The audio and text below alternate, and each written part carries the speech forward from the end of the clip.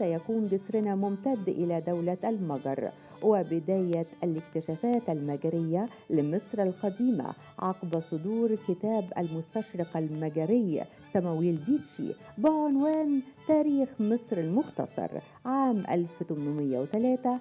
واليوم سيكون لنا لقاء مع عالم الآثار المجري الدكتور تماش بتاش، والذي يعمل بالحفائر الخاصة بالبعثة المجرية في منطقة شيخ عبد القناة بالبر الغربي بالأقصر.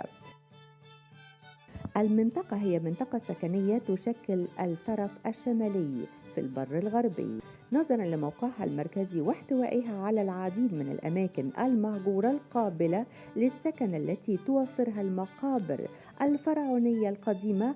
تحولت علوة شيخ عبد القناة إلى منطقة مسكونة بكثافة من قبل الرهبان. كثيرا ما يتم العثور على أستراكة من الحجر الجيري أو تكاسير الفخار خلال أعمال الحفائر في مجموعات المقابر الموجودة في جبانة طيبة. Welcome Dr. Tomasz Bach to our program. I'm having a pleasure today to be with us.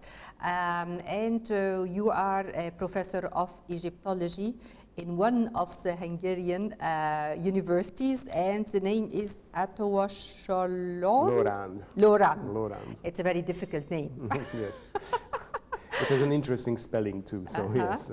No, it's a great opportunity for me to have to share our work and to have a lot of people have an idea of what we are doing or what we're trying to do here.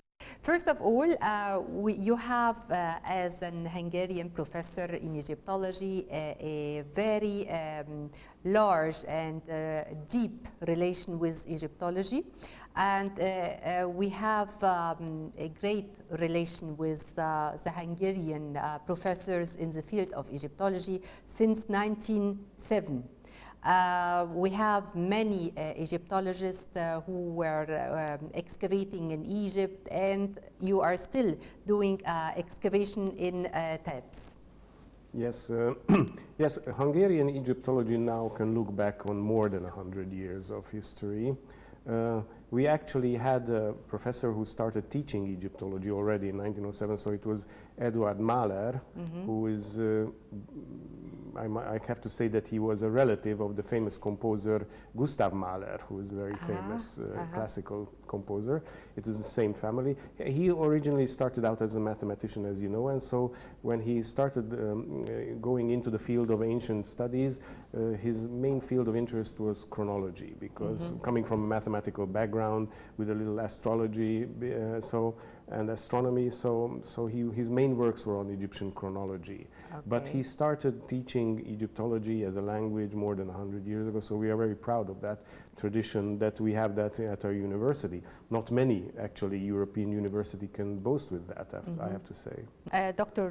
Tomasz, you was one of the students of Dr. Kakushi, and still now, most of the Egyptologists who are in Hungary, they are using the same tradition of dealing with the students and to take them and to join them during the missions. Yes. Unfortunately, we don't have a very continuous history of excavating. We were unlucky, but for instance, we participated in the UNESCO campaign of the salvage campaign in Nubia, and Professor Kakushi, who was a young man then, and he partook in that, he always felt the need to have field work. He said that Egyptology in countries that take it very seriously, they have universities teaching it. They have museums with collections to show the public or even teach objects there. And then you have to have field work, because you have to immerse yourself in the culture with the colleagues, the Egyptian colleagues, foreign colleagues who are all working here. It's a kind of networking, we might say today, in this respect. So he was very adamant. And finally in 1983, he could get permission to dig in Thebes. And his main aim was not just digging or excavating. He wanted to have a Hungarian presence in fieldwork and to integrate us into this international community, Okay. this Egyptian international community, which is Egyptology here in Egypt. And he always stressed that whoever continues the work must always keep this in mind and keep this before him, that we are representing not just ourselves, but also our own community of scientists or Egyptologists. You are working in TAPS since more than 20 years, digging there and excavating, and you were joining Dr. Kakushi during his excavation in Egypt. Yes, when I finished university in 1984, which was a long time ago, my God, how old I am. So anyway, in the next year, because I also studied archaeology and classical archaeology, so he thought that it would be a good idea to have me as well coming along and helping. So I worked nearly 10 years on his excavations, coming to Egypt every year for the archaeological season. So in '95, with my colleague, Dr. Fabian, we had the opportunity to branch out, because this is what Kakushi said, that now it's time for us to start our, stand on our own legs, start our own projects, which is the normal thing, after you have been an apprentice for a while, then you have to be, your own master. Then then I decided to work on another hill in Thebes, which is Sheikh Abdel Gurna. The Ilva of Sheikh Abdel Gurna, and there I chose a tomb which was to my liking, and I was surprised that nobody really wanted to work in it. It was actually Theban tomb 65, which was the latest preserved New Kingdom tomb. It is the last New Kingdom tomb to be preserved with its paintings in it. It dates to the reign of Ramses IX. So basically what we can say about it is it's the end of a tradition, because after the New Kingdom there's a different kind of burial and mortuary culture, as many people know. So I was very much interested in how does a kind of tradition end? Does it go out with a whimper, or does it go out with a bang, so to say? Dr. Tomasz, you are working since 20 years in TAPS, and you are working in the field very close to the temple of Queen Hatshepsut, Sheikh Abdel Gurna, and you have also your students. Every year you have a new group of students joining you. What are the most important advices you are telling to your students? Well, first of all is that they have to have empathy for the place, for the people, for the times. The other thing is that they have to be interested in what they are doing, because if you're not interested, then there is no point in doing it. And the other thing is that they have to really concentrate 24/7 when they are here, because we can't take anything away, just what we take with us in ourselves, or on paper or on a computer, So they have to document everything, look at everything, really absorb everything, because this is what they will be working on for the rest of the year. So this is what one thing. The other thing is that everything is interesting.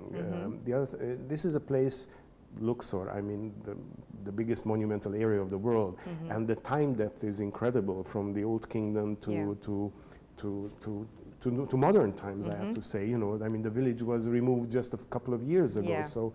And when I started working there, we were still working in the middle of a village with donkeys and goats and people, going about with their everyday lives, bringing water or whatever. So it was really something fantastic to grow up with, I should say.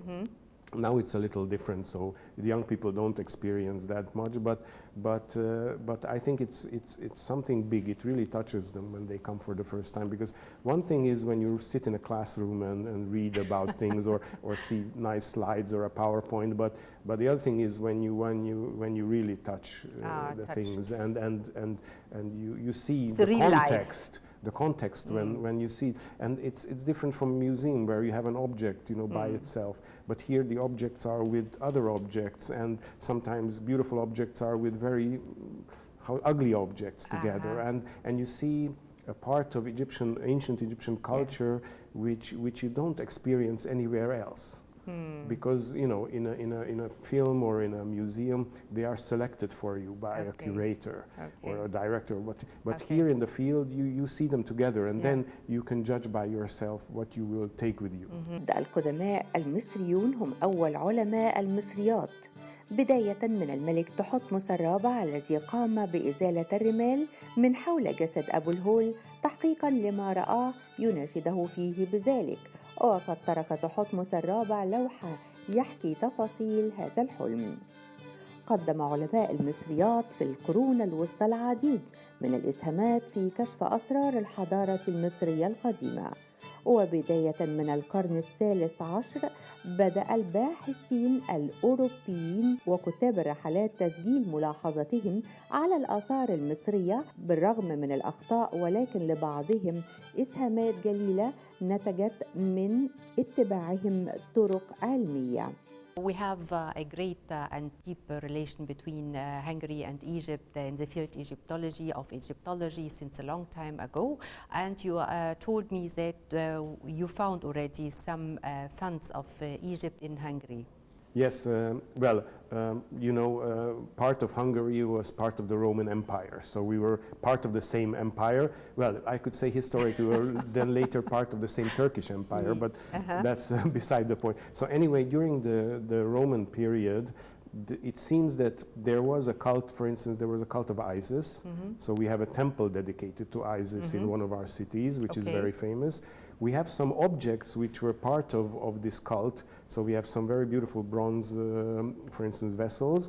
And then we have people we actually cannot identify because we only see their sarcophagi and their skeletons, but they were buried in a manner akin to late Roman Egyptian mummies. Yeah. And one of the interesting things was that they had mummy masks, which not many people know, that they used the same custom as they found it in Hawara and other places in the Roman period in Egypt. Yeah. Very interesting. So let's move to tabs and Sheikh Abdul Qurna, and we are talking about your tombs there, or tombs. You have always the name of the tombs is TT. Yes, when originally, finally, one of the inspectors in 1913 started to register the tombs because they had to make a register to what they had to protect or what they had to renew or work. So they started numbering them. So they used TT as a short for Theban tomb. So it's always Theban tomb, 1 to approximately 400 they went up to. Now I have to say Egyptologists who work in the area, now we number around more than 1,000 tombs we know about. So the numbering stopped at 4 something, and now but of course they were always numbering the nice, beautiful painted ones, or the ones you could really look at. The other tombs, many of those tombs are just shafts or undecorated or even destroyed, cave-like, grotto-like things. So in the area where I work, I also found some shaft tombs, for instance, and one of the major finds I made was a shaft tomb which contained the very, very fragmented and broken up remains of the burial of a viceroy of Kush, of Nubia. He was a viceroy who served under Hatshepsut.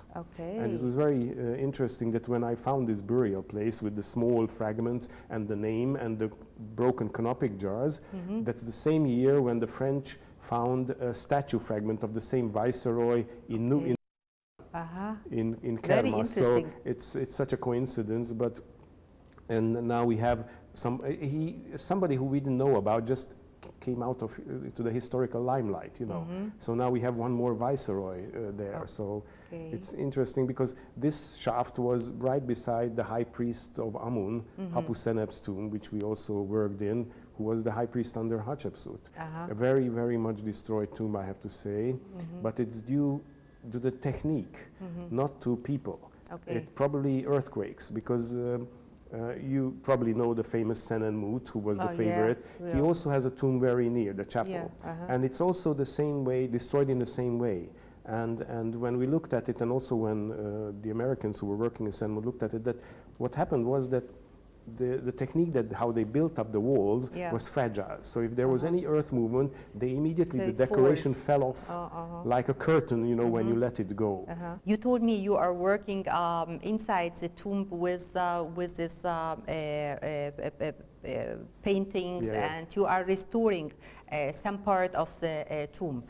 Yes, we have to, and we are going to increase our restorative efforts from now on much more. I mean, we're going to have more restorers, and we're going to have more Egyptian restorers as well joining us, because well, the long-term idea is to open some of these tombs to the public for people to, you know, to enjoy them as much as others. So some people say that there are too many tombs open in Luxor. I can't agree, because each tomb is different, because the ancient Egyptians themselves wanted them to look different, because they wanted to differ from the neighbor, you know. They wanted it to reflect themselves better. So they are not the same, and especially TT65, the tomb of this Imiseba from the end of the New Kingdom, is quite unique, because it's unique because of two things. One is that it doesn't have tomb scenes painted on the walls, but it has temple scenes. Actually, he bought scenes from Karnak, Medinet Habu, and he had them painted on his tomb wall, because it was a special idea he had about his tomb. The other thing is that what we are working on is that the person who painted that tomb was the same person who painted the royal tombs in the Valley of the Kings. And we know this from an inscription. So imagine it's like having the best painter of the day. You ask somebody, the best painter, to paint a mural for you in your house or something like that. So, or you know, even in our culture, having the Pope asking Michelangelo or Raphael to paint their private houses or cenotaphs or whatever. So this is a very unique. You don't have this many times in ancient tombs, Egypt, where you can actually know the name of the painter who was working there, or recognize the style he was working in. So this is also why it's unique. And this painter, name of Amenhotep, a very common name, but he painted the famous tombs of Ramses VI, 4, 9, the ones, you know, the very famous and very richly decorated ones in the Valley of the Kings people can see. So it's really a very interesting job, and very it's very multi-channeled work, you know. So from the smallest bit of pottery to the stylistic analysis of a painter. So this is a very wide spectrum of work we have. وفي أواخر القرن الثامن عشر قام علماء حملة نابليون بتسجيل الحياة النباتية والحيوانية والتاريخية في موسوعة كتاب وصف مصر. مع اكتشاف حجر رشيد وفك رموز الهيروغليفية عام 1822 ميلادية، بدأت مرحلة جديدة من علم المصريات بناء على الاكتشافات الحفرية والبرديات واللوحات والنقوش على جدران المعابد. The most important text you found inside the tomb, you told me he is the high priest of Hatshepsut, the Queen Hatshepsut. Yes. So it's sure you found a lot of very important and secrets about Queen Hatshepsut. Well, I wish, but unfortunately, as I said, it's much damaged. But he has been known for some time in history. But his tomb originally must have been a fantastic tomb. I mean, we have a very small fragment, for instance, of the Punt scene of Hatshepsut's journey to Punt. And it seems, at least, as luck would have it, the part we have is missing in Deir al-Bakhri.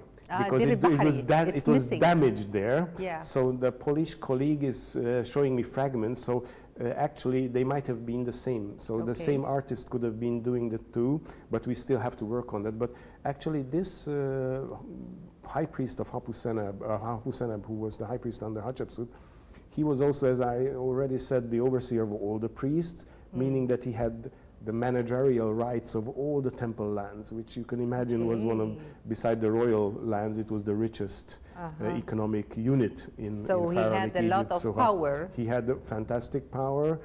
We know from his biographical text from two statues, one which is today in the Louvre, is that the works he was responsible for. So he worked on Deir al-Bahri, he erected gilded and doors in Karnak temple, he constructed this famous riverine bark of the god Amun in Thebes. So many of these works he enumerates. There's one interesting thing which I have to share is that we don't have his burial place. What we have is actually just the chapel. You don't know where he's buried? No, because we have the chapel, which is a large, very large rock-cut chapel. But there is no shaft, no burial apartment. So to this day, we do not know where he was buried, actually. There is one canopic jar today in Turin, but unfortunately, it was collected in the 19th century with other objects. So the provenance of that is completely unknown. So we don't know. Okay, so let's talk about also your group.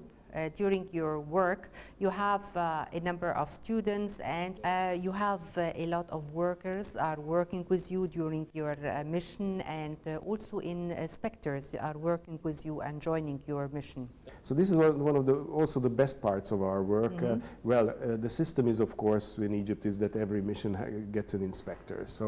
So usually through the years, I've met a lot of inspectors. A lot of them have become very good friends, and we usually get a very good working relationship with them. So there have never been any. And as I said, we usually become friends and meet like old friends when we meet up in places.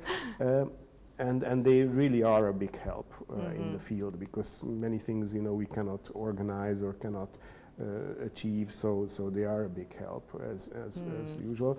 The workers, it depends on how much debris we have to move, and now because of the regulations we have to move the debris we excavate or clear out into the desert, so not to leave it there on site, because that's what happened in previous years, and there are a lot of heaps which were left by previous excavators, so it's a lot of work, and it doesn't help. So and the other thing is that the people we employ, they were originally from the village there, and now they are from New Gurna, and they are all very well trained workers. Actually, they are working on excavations most of the year, other missions, so they are quite clear about what they have to do, and sometimes their eyes are much better than ours. So we have the foremen who are working with the Turiya, for instance.